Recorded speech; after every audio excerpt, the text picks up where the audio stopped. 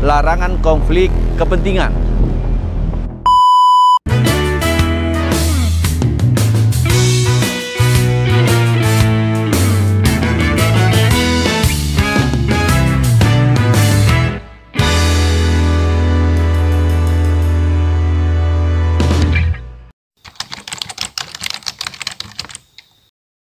Penerimaan mahasiswa baru tahun 2024 ini sejatinya tidak berbeda banyak dari tahun-tahun sebelumnya. Kita kenal yang namanya 2 tahun sebelumnya ada SNPTN, ada SNBP, dan tahun ini juga masih dengan nama yang sama. Namun demikian, dengan lahirnya Permendikbudristek Dikti Nomor 62 tahun 2023 tentang penerimaan mahasiswa baru, program sarjana dan program diploma dan sarjana terapan, itu ada tekanan-tekanan khusus, ada ketentuan-ketentuan yang sifatnya teknis dan berlaku untuk tahun ini. Ini dilakukan sebenarnya untuk menjalankan program penerimaan mahasiswa baru ini melalui jalur SNBP, jalur SNBT dan Mandiri berdasarkan prinsip-prinsip. Pertama, prinsipnya harus adil, yang kedua akuntabel, yang ketiga fleksibel, yang keempat efisien, yang kelima transparan, dan yang keenam larangan konflik kepentingan.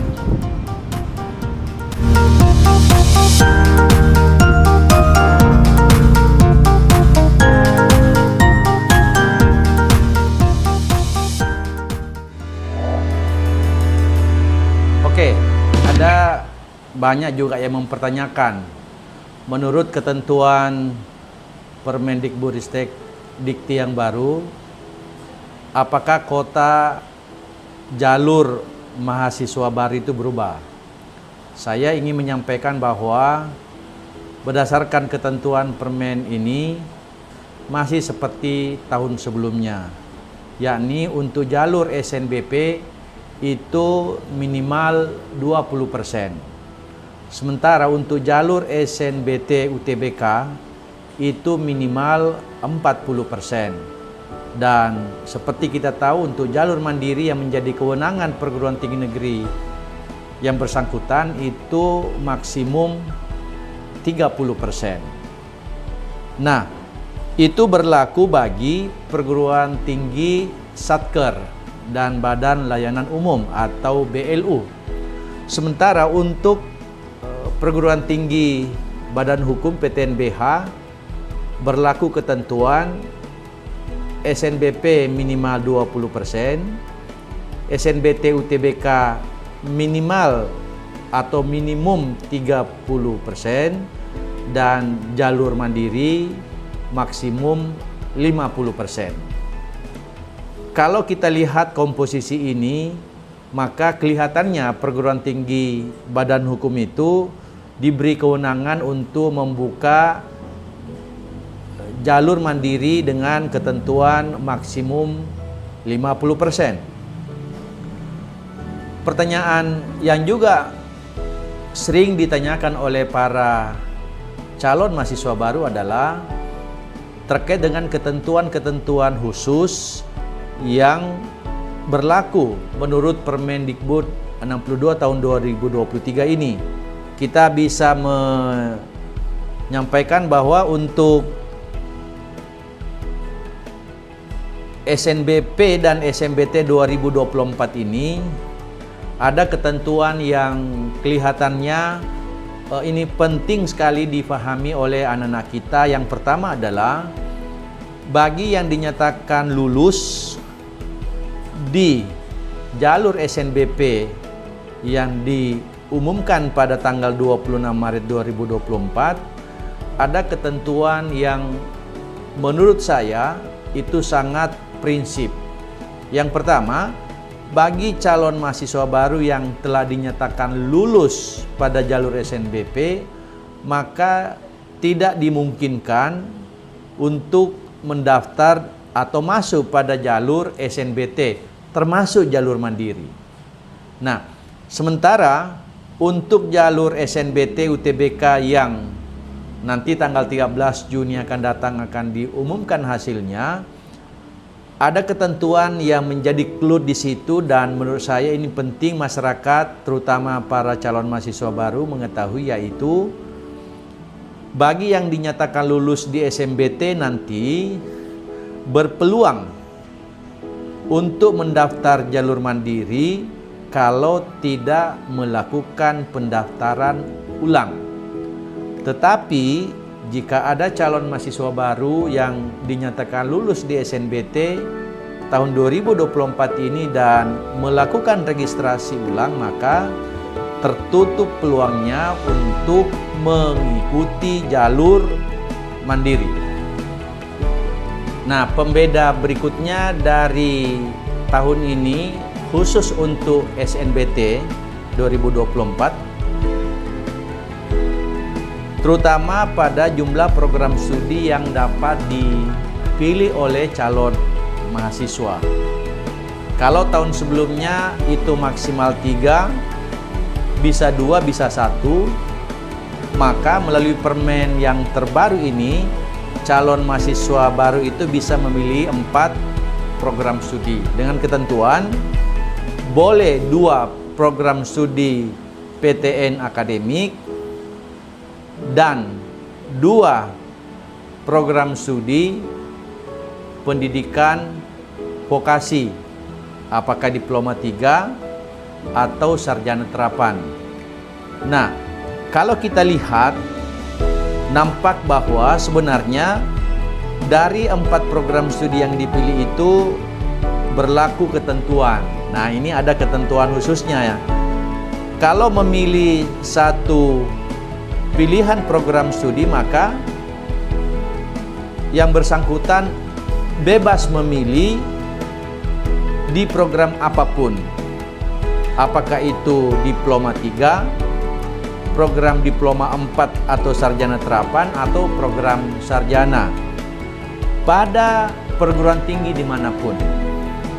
Sementara untuk 2 program studi boleh atau bebas memilih program studi apapun dengan ketentuan misalnya 2 program diploma 3 atau diploma 4 dan 2 sarjana, atau 1 diploma 3, 1 diploma 4 sarjana terapan, atau 1 diploma 3 dan 1 sarjana, atau 1 diploma 4 sarjana terapan dan 1 program sarjana.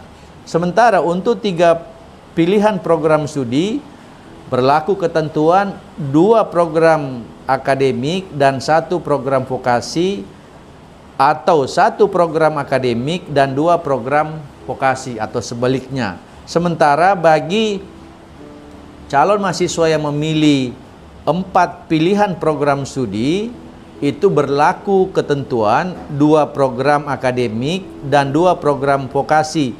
Minimal, saya ulangi, minimal ada 1 program diploma 3. Nah, ada juga pertanyaan menarik dan menurut saya ini penting, sering diajukan oleh calon mahasiswa baru, termasuk orang tua dan teman-teman guru misalnya. Apa alasannya atau kira-kira apa argumentasinya sehingga calon mahasiswa baru yang dinyatakan lulus di SNBP tahun 2024 ini tertutup peluangnya untuk mengikuti SNBT UTBK dan jalur mandiri, dan bagi yang dinyatakan lulus di SNBT 2024 ini dan dinyatakan lulus lalu melakukan registrasi ulang, maka tertutup peluangnya untuk mengikuti jalur mandiri. Sebenarnya berangkat dari prinsip penerimaan mahasiswa baru yang adil, akuntabel, fleksibel, efisien, transparan, dan larangan konflik kepentingan, terutama pada aspek keadilan. Anak-anak kita yang di jalur SNBP kemarin, idealnya atau seharusnya itu mereka betul-betul memilih program studi yang diminati dan program studi yang kira-kira itu akan menjadi cita-cita mereka. Karena kalau mereka dinyatakan lulus seperti aturan ini, maka kesempatan yang lain, siswa yang lain tertutup atau tidak punya kesempatan karena seat tadi sudah diambil.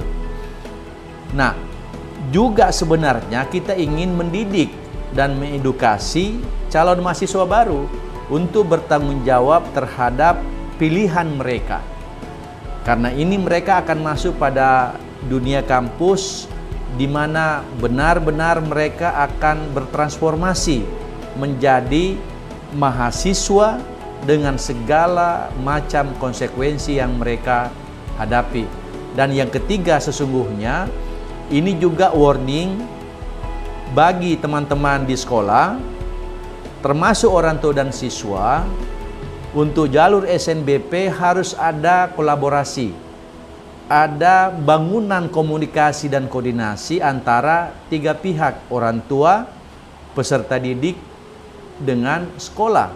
Sehingga mereka tidak asal memilih jurusan atau prodi di SNBP. Demikian pula nanti di SNBT yang insya Allah tanggal 13 Juni 2024 ini akan diumumkan.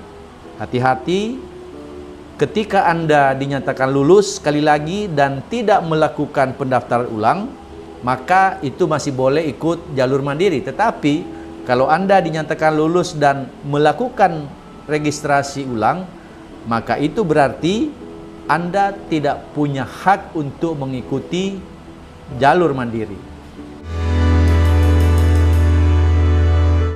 Sahabat perspektif yang saya hormati, demikian tadi sekelumit informasi dan pandangan saya terkait dengan aturan main penerimaan mahasiswa baru tahun 2024 pada perguruan tinggi negeri. Tentu harapannya ada manfaat, bertambah informasi dan pemahaman Anda terkait dengan penerima mahasiswa baru tahun 2024 ini. Saya berdoa semoga Anda terpilih menjadi mahasiswa baru yang akan diumumkan pada tanggal 13 Juni 2024. Dan bagi Anda yang belum beruntung pada jalur SNBT tahun ini, Anda boleh mendaftar pada jalur mandiri.